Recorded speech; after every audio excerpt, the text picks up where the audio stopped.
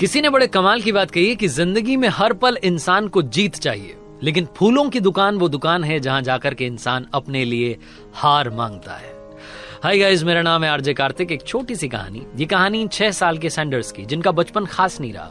Sanders का जन्म हुआ था अमेरिका के इंडियाना के हेनरीविल में।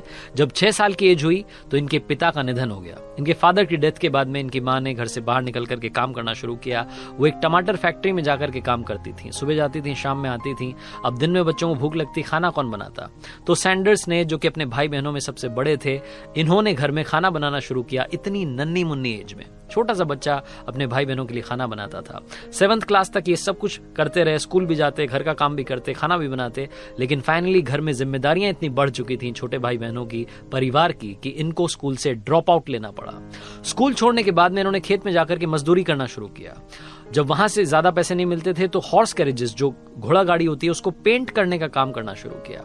एज बढ़ती गई। 16 ईयर्स की एज में जो सैंडर्स था, इन्होंने अपने डॉक्यूमेंट्स में गड़बड़ी करके, अपनी एज छुपा करके यूएस की आर्मी में दाखिला ले लिया। वहां जाकर के नौकरी करने लगे, उसे ज्वाइन कर लिया। लेकिन 1 साल के अंदर इनकी गड़बड़ी पकड़ में आ गई और इनको सेना से बाहर कर दिया गया। उसके बाद में रेलवे में जाकर के मजदूर का काम करने लगे। वहां पर एक दिन एक कोवर्कर से झगड़ा हुआ और उसके बाद वहां से भी नौकरी से निकाल दिया गया। लेकिन बंदे ने हार नहीं मानी। सैंडर्स को लगा कि अभी भी मुझे काफी कुछ अचीव करना है। एक यूनिवर्सिटी में जाकर के पढ़ाई करने लगे, लॉ की, एडवोकेट बने। लेकिन एक लीगल केस में फाइट थोड़ी ज्यादा गंदी चली गई और इस चक्कर में अपना लीगल केस और इसी के साथ में जो लीगल करियर था, दोनों तबाह कर लिया। हर तरफ से डिसअपॉइंटेड होने के बाद सैंडर्स अपने होम टाउन वापस अपनी मां के पास गए। वहां जाकर के भी मां से कहा कि मां, हर पल मुझे हार मिल रही है, लेकिन मैं हार नहीं मानूंगा। इंश्योरेंस एजेंट का काम करना शुरू किया। घर घर जाकर के इंश्योरेंस पॉलिसी बेचना शुरू किया। सैंडर्स ये काम कर रहे थे, करियर थोड़ा सा ट्रैक पर आ रहा था। लेकिन एक दिन ऑर्डर फॉलो नहीं किया और इनके बॉस ने इन्हें नौकरी से निकाल दिया। 1920 में सैंडर्स ने एक फेरी बोट बनाने का काम शुरू किया, नाव बनाने की कंपनी शुरू की। उसमें इन्हें इंस्टेंट सक्सेस मिली। वहां से थोड़ा सा पैसा आया तो इनको लगा कि कुछ और बिजनेस करना चाहिए। केमिकल लैंप्स बनाने का इन्होंने काम शुरू किया। ये केमिकल लैंप बना ही रहे थे, उसको अच्छा करना ही चाह रहे थे कि अचानक से एक कंपनी, बड़ी कंपनी, इसी प्रोडक्ट को मार्केट में लेकर के आई और उनके केमिकल लैंप्स बहुत बेहतर क्वालिटी के थे। सैंडर्स को समझ में आ गया कि हम कहीं भी टिकने वाले नहीं है। सैंडर्स ने वो काम भी शुरू करने से पहले ही बंद कर दिया। 40 साल की जब एज हुई सैंडर्स की, तो इन्हें एक फ्यूल स्टेशन पर काम मिला। वहां जाकर के नौकरी करने लगे, थोड़ा बहुत पैसा आने लगा। लेकिन रिसेशन की वजह से वो फ्यूल पंप भी बंद हो गया। फॉर्चुनेटली कहिए, इनका भाग्य कहिए, उसी साल एक सर्विस स्टेशन इन्हें रेंट फ्री ऑफर के साथ में ऑफर किया किसी ने और कहा कि आप इसको चलाइए, जो भी आपकी सेल होगी उससे प्रॉफिट आप हमें शेयर कर लीजिएगा।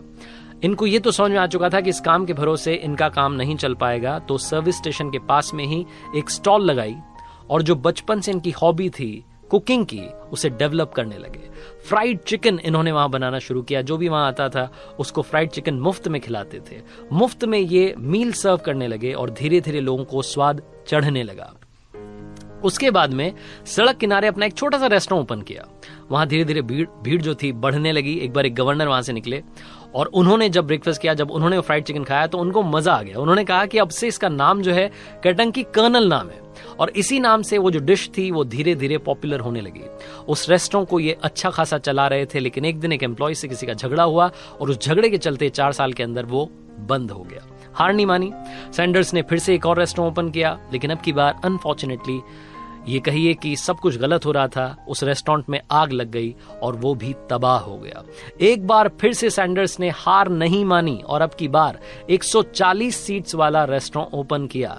लेकिन पता नहीं ऊपर वाला क्या चाहता था, वर्ल्ड वॉर सेकंड छिड़ी और वो भी बंद हो गया। लेकिन तब तक इनकी जो रेसिपी थी, इनकी जो डिश थी, जिसका स्वाद था चढ़ता चला जा रहा था, फ्राइड चिकन जिसे कि केंटकी कर्नल कहा जा रहा था, ये पॉपुलर हो चुका था। वर्ल्ड वॉर सेकंड खत्म होने के बाद में इनके पास इतने पैसे नहीं थे कि रेस्टोरेंट फिर से ओपन करते। तो इनके दिमाग में एक आइडिया आया कि क्यों ना इस रेसिपी को अलग अलग रेस्टोरेंट्स में जाकर के बेचा जाए और अगर वो खरीद लेते हैं तो फिर उनसे परसेंटेज लिया जाए। ये बहुत सारे रेस्टोरेंट्स में गए, जाते रहे, लेकिन इन्हें हर बार हार मिल रही थी। किसी ने भी उस रेसिपी को अप्रूव नहीं किया। 1009 टाइम्स, 1009 बार ये रेसिपी रिजेक्ट हुई। समझ में नहीं आ रहा था सैंडर्स को कि होगा क्या। तभी इनके शहर के एक बड़े रेस्टोरेंट ने फाइनली इनकी रेसिपी को अप्रूव किया और केंटकी फ्राइड चिकन पहली बार किसी रेस्टोरेंट में, बड़े रेस्टोरेंट में पहुंच गया। वहां से इन्होंने अपनी चेन को बड़ा करना, एक्सपैंड करना शुरू किया। अलग अलग रेस्टोरेंट्स में विजिट करते थे, सुबह शाम दिन रात इसी काम में लगे रहते थे। इतना भी समय नहीं था कि घर पहुंच पाए, कार की बैक सीट में ही सो जाया करते थे। और सैंडर्स अपनी जिंदगी के उन संघर्ष के दिनों में अपने ब्रांड को बनाने में लगे हुए थे। 1964 तक KFC की 600 ब्रांचेस ओपन हो चुकी थी, एक कंपनी बन चुकी थी, केंटकी फ्राइड चिकन यानी कि KFC। 1969 में स्टॉक एक्सचेंज, न्यूयॉर्क के स्टॉक एक्सचेंज में ये नाम गूंजने लगा और सैंडर्स जो थे वो धीरे धीरे बहुत बड़े बिजनेसमैन बनते जा रहे थे। कब 600 से 3500 3500 ये ब्रांचेस हो गई, इन्हें खुद मालूम नहीं चला। अलग अलग देशों में ये ब्रांड जो था एक्सपैंड हो रहा था। पहला इंटरनेशनल फास्ट फूड चेन बनी जो कि धीरे धीरे अलग अलग कंट्रीज में एक्सपैंड हो रही थी। यूएस के बाद में UK, कनाडा, मैक्सिको, जमैका, अलग अलग देशों में ये international fast food chain expand होती जा रही थी। 16 दिसंबर 1980, 16 दिसंबर 1980, जब सैंडर्स 90 साल के थे तब उन्होंने आखिरी सांस ली। और ये फैक्ट आपको बता रहा हूं कि उस वक्त जब उन्होंने आखिरी सांस ली, उनकी KFC जो थी दुनिया में 6000 जगहों पर 6000 ब्रांचेस में पहुंच चुकी थी। 6000 ब्रांचेस KFC की हो चुकी थी। और आज की बात करूं, 2019 तक का डेटा बोलता है कि KFC की 24,000 से ज्यादा आउटलेट्स है।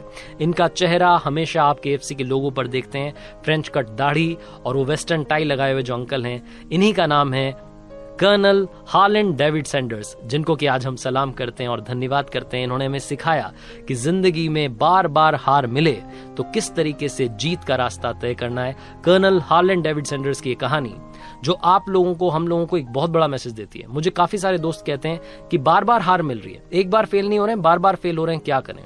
ये कहानी बार बार देखिएगा, अपने आप को एनर्जाइज फील करवाइएगा और सोचिएगा कि जब सैंडर्स, जिसकी लाइफ में इतनी सारी मुसीबतें आई, उसने हार नहीं मानी, उन्होंने अपना नाम रोशन किया और आज उनकी फोटो, उनका चेहरा, उनका ब्रांड दुनिया भर में मशहूर है, तो आप क्यों नहीं मशहूर हो सकते। अपने ऊपर यकीन रखिए। अगर हार लगातार मिल रही है तो हमेशा याद रखना, हारोगे नहीं तो सीखोगे कैसे, और सीखोगे नहीं तो जीतोगे कैसे। इसीलिए आरजे कार्तिक कहता है, कर दिखाओ कुछ ऐसा कि दुनिया करना चाहे आपके जैसा। हर सोमवार सुबह 9:30 बजे मेरे YouTube चैनल पर, Instagram हैंडल पर, Facebook पेज पर देखिए एक नई कहानी।